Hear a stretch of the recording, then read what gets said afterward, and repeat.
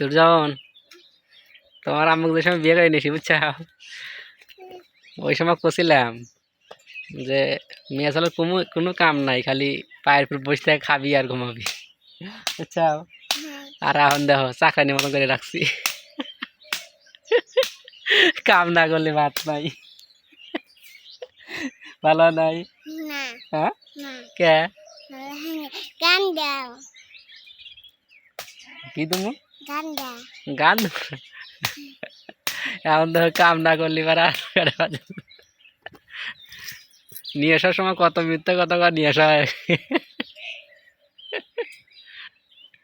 আর কি এখন ভালো কাম হয় নাই, মেয়ে চাল পায়ের পর পায়ে বসে থেকে খাবি, কোনো কাম কাজ নাই, খড়ি ফাটা খানাইতেছে নাকি।